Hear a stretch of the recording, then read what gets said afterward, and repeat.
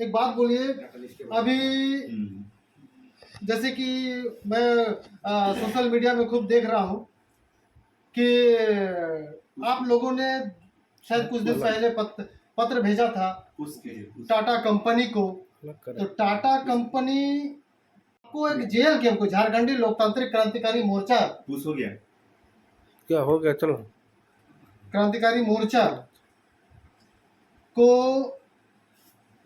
Office के लिए, आपके ऑफिस के लिए एक छोटी सी जगह चाहिए, लेकिन टाटा कंपनी द्वारा आपको मना कर दिया गया कि हमारे पास जगह नहीं है।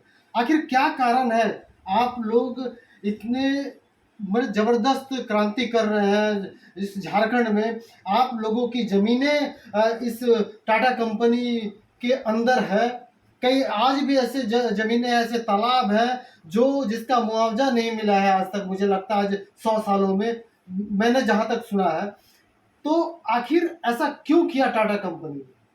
सबसे पहले तो हाँ, पूरी कहानी बताइए, हुआ क्या आखिर?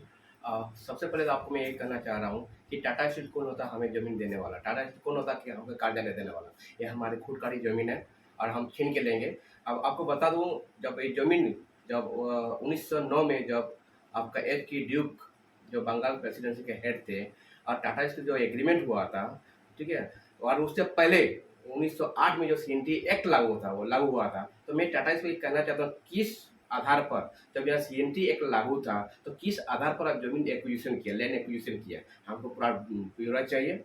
और ऐसे भी अभी कुछ जमींदार है, फुलकाठी लोग है, रैयतदार है, जिनका खतियान में नाम है, अभी रसीद काटता है, फिर भी वो लोग का जमीन टाटा स्टील कब्जा करके रखा हुआ है।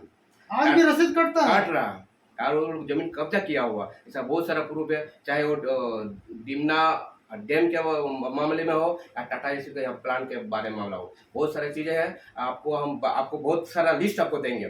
तो टाटा स्टील मेरे हिसाब से हो सकता है दुनिया के नज़र में टाटा स्टील बहुत अच्छा कंपनी हो, लेकिन झारखंड के नज़र में और हमारे झारखंडी की नज़र में एक कब्जाधारी कंपनी है जिसका मकसद है कि जमीन का कब्जा करना, आदिवासी भाइयों को जमीन को लूटना खसोटना, बस, और कुछ काम नहीं है।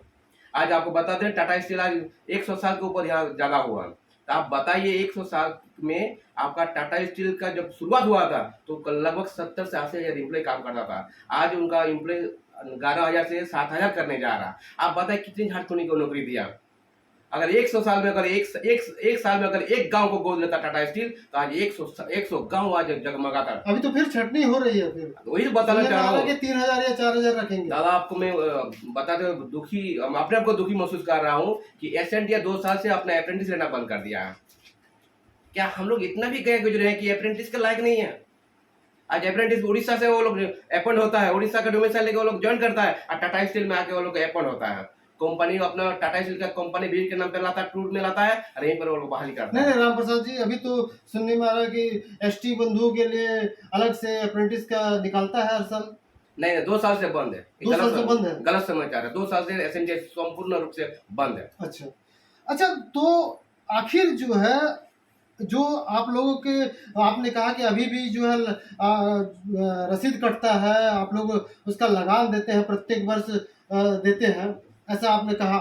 तो अधिकारी जो है, जमशेदपुर के जो अधिकारी हैं, उनको ये पता नहीं है, या फिर जमशेदपुर के जो पूर्ववर्ती एमएलए एमपी या वर्तमान एमपी एमएलए जो है, उनको पता नहीं है? ये सब टाटा स्टील का गुलाम बन चुका है। जितने भी एमएलए एमपी है टाटा स्टील का गुलाम बन चुका है, जितना अधिकारी है टाटा स्टील का गुलाम बन चुका है। टाटा स्टील आप देखिएगा, गौर कीजिएगा, आपका जमशेदपुर में जितना भी थाना है सब टाटा स्टील का कंपनी के गेट के बाहर है। आप बताइए, किसी कंपनी गेट के बाहर में कोई थाना होना उचित है? वो जनता के देखभाल के लिए एक भी थाना नहीं है, तो टाटा स्टील का गेट टाटा स्टील की सुरक्षा के लिए वो थाना है।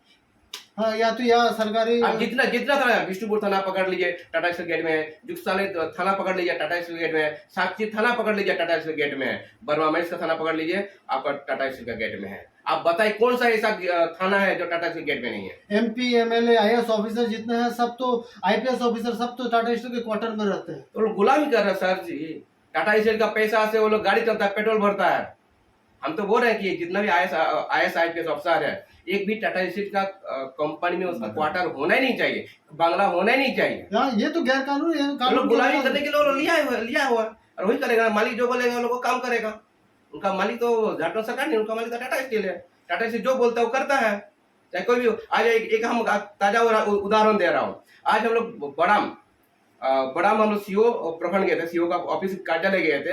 वहां पर एक ऐसा केस मामला आया, हाई कोर्ट में डिग्री दिया है, वो जमीन उनको भूदान में मिला था, झारखंड सरकार उनको भूदान में दिया था, मतलब उस समय तत्कालीन बिहार सरकार, वो जमीन हाई कोर्ट में डिग्री दिया, सीओ को ऑर्डर दिया कि जमीन को घेराव करवा दीजिए, लेकिन सीओ साफ शब्दों में बोल दिया उनके पास जो डॉक्यूमेंट है वो गलत है, डॉक्यूमेंट गलत है, चैलेंज गलत। तो सोचिए एक सीओ बिका हुआ टाटा स्टील और टाटा स्टील पावर देखिए, इतना खौफनाक पावर हम तो आज तक नहीं देखे कि कोई मुंह खुलने कोई मतलब आगे नहीं आ रहा। ये बहुत दुखद बात है। लेकिन मैं एक बात बोलना चाह रहा हूँ, ये अंग्रेजों की झारखंड नहीं है, ये कांग्रेस का झारखंड नहीं है, ये नया युवाओं की झारखंड है। सब पढ़े लिखे हो और एक एक चीज को हम बारीक से देख रहे हैं और टाटा स्टील के खिलाफ जोरदार उलगुलान करेंगे, तब टाटा स्टील मजबूर हो जाएगा हमारा हक अधिकार देने के लिए। राम प्रसाद जी, आप उलगुलान करेंगे, आप कह रहे हैं, अभी तो आप लोगों को एक रूम नहीं दिया गया, एक छोटा सा जगह नहीं दिया गया, अब इसका आप क्या करेंगे? हमें आवश्यकता नहीं है, हम तो वो तो बस एक फॉर्मेलिटी निभा रहे हैं, हमको रूम की आवश्यकता नहीं है। वो टाटा स्टील कौन होता है हमको रूम देने वाला, जिसका लीज अब 2026 को खत्म होने वाला है, कौन होता है? लेकिन आपने तो लेटर दिया था, आपने वो तो एक फॉर्मेलिटी निभा रहे हैं कि जेएमएम के पास ऑफिस है, भाजपा के पास ऑफिस दिया हुआ, हर पार्टी को दिया है। अरे वो लोग तो कब्जा कर लिया है क्वार्टर को। नहीं अब एलोटेड है, टाटा स्टील से एलोटेड है, झामू में सब एलोटेड है। सुनने में आया पूरा, अभी हम बता नहीं पाएंगे, लेकिन सुनने में आया कि जेएमएम को पुराना कोर्ट के बगल में अलॉट किया गया है। राम प्रसाद जी, आप कहते हैं, हम तो सुने कि बारीडी में कोई कांग्रेस के नेता है, नाम तो हम नहीं बोल लेंगे, लेकिन कांग्रेस के नेता, उनके पास 60-70 क्वार्टर है जिसका वो भाड़ा लेता है, भाड़ा उठाता है। अरे सर जी, नाम लेने में क्या डरते हैं? वो चुटकीधारी आनंद बिहारी दुबे है कांग्रेस का, वो लोग क्या जानते हैं जो खुद यहाँ का रहने वाला नहीं हो, क्या जानते हैं हमारे दुख का दर्द, खुद कानी लोगों का दुख का दर्द। हम तो बोलते ऐसा लोगों को तो क्वार्टर तो क्या झारखंड से खदेड़ेंगे। अब वो भाड़ा भी उठाते हैं, सुनने में आता है। तो ये तो दुर्भाग्य है, टाटा स्टील समझना चाहिए। जिसके जमीन है, जिसका जमीन पे आप, जिसका खेत खलियान में आप बैठे हुए हैं, उन लोग नजरअंदाज कर रहे हैं, और जो लोग यहाँ कब्जा करके आ रहे हैं उनको आप प्रोत्साहित कर रहे हैं। आप लोग को जमीन नहीं दे रहे, ये बहुत ही विडम्बना है हमारे लिए। तो अब आप क्या करेंगे? हम उलगुलान करेंगे, एक ही रास्ता है उलगुलान। ऐसा कंपनी जो, मेरा कहने का मतलब है, जो कोई काम का नहीं, जो मतलब झारखंड काम का नहीं है, हम सोच रहे हो किसी काम का नहीं है, चाहे टाटा स्टील हो या कोई भी हो। तो राम प्रसाद जी, आपने टाटा कंपनी के बारे में बोला, आज ही अखबार में मैंने पढ़ा, बस इसके बाद मैं खत्म करूंगा, कि हजारीबाग में कोई गांव है, गोकुल कुंडा या कुछ गांव है, वहां पर अडानी का कंपनी है, कोल माइंस है। तो उसमें जो है करीब 512 एकड़ या कुछ जमीन दिया गया है अडानी को, सरकार, झारखंड सरकार के द्वारा। उसमें 200 एकड़ जो है वन क्षेत्र है। तो वन क्षेत्र के बदले में अडानी जो है पूर्वी सिंहभूम में 12 हेक्टेयर जमीन मांग रहा है, और सरकार शायद दे भी दे, क्योंकि आज ही कल ही मुलाकात की है अडानी साहब हेमंत सोरेन से, खूब बढ़िया से हाथ मिलाया है, पेप्सी उपसी पिए हैं। तो अगर पूर्वी सिंहभूम में अडानी आता है जमीन लेने के लिए, तो आप लोग क्या करेंगे? सर जी, मैं आपको बताना चाह रहा हूँ, हम कोई उद्योगीकरण के खिलाफ नहीं है, हम भी चाहते हैं उद्योग बैठे। नहीं, उद्योग नहीं खोलेगा। नहीं, वो आप जिस बोल रहे हो कोल माइंस के लिए है, हाँ। वो भी एक कोल माइंस एक प्रकार उद्योग है, लोग जहाँ पर लोगों को रोजी रोटी रोजगार मिलता है, हम भी चाहते हैं। लेकिन हम सरकार से ये कहना चाह रहे हैं, हम भी एक रिपोर्ट आया वहाँ का, कुछ खूंटी में कुछ जगह दिया जा रहा, कुछ पूर्वी में दिया जा रहा, ये चीज हम लोग भी बारीकी से देख रहे हैं। और हम लोग, हमारे जो केंद्रीय अध्यक्ष है, उनको भी ये बात पहुंचा दिया गया है, और उन्होंने आश्वासन दिया कि एक चीज हम आपका सदन में उठाएंगे। और हम चाहते हैं, जैसे गुड्डा का मामला है, गुड्डा में आपका पावर प्लांट दिया गया, लेकिन ये भी झारखंडी लोगों को रोजगार नहीं दिया गया, न झारखंडी को बिजली दिया जाता है, पूरा उसका 100% उसका बांग्लादेश जाता है। बोले आज का दिन में लगभग 8,00,000 करोड़ उसका बकाया, फिर भी बांग्लादेश बिजली जा रहा है। ये बहुत ही दुख की बात है। तो मेरा कहने का मतलब ये हमारा बहुत हाई लेवल का, उतना बड़ा बात तो हम नहीं करेंगे, लेकिन एक चीज हम लोग बारीकी से देख रहे हैं, और हम ये कहना चाह रहे हैं, ऐसा कोई भी गलत काम होने नहीं देंगे। सुनने में तो ये भी आ रहा है उसका नजर सारंडा फॉरेस्ट में, सुनने में ये भी आ रहा है कि हमारे एशिया का सबसे बड़ा जो आयरन ओर का भंडार सारंडा है, वहाँ उसका नजर है।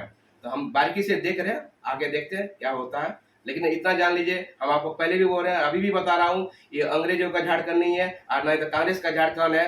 ये नया युवाओं का सुशिक्षित लड़का को झारखंड है और हम लोग अपना हक अधिकार लेने जानते हैं और अपना हक अधिकार के लिए जहाँ तक जाना पड़े हम लोग जाएंगे, लड़ेंगे और अपना हक लेंगे।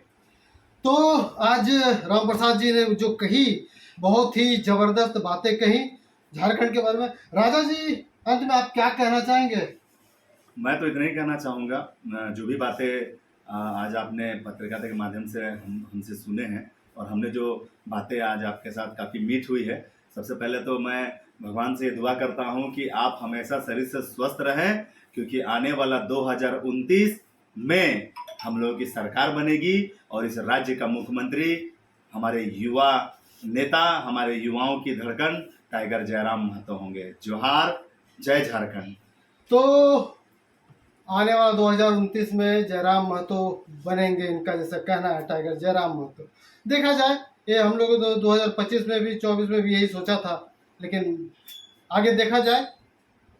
तो मैं आप दोनों का बहुत बहुत आभारी हूँ कि आप लोगों ने समय दिया और आज मैं भी बहुत अपने आप को खुशगवार समझूंगा।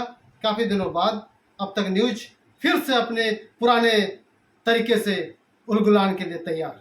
जोहार झारखंड। मेरे साथ में मेरे सहयोगी कैमरामैन बिमलेश महतो के साथ जोहार झारखंड, जय झारखंड।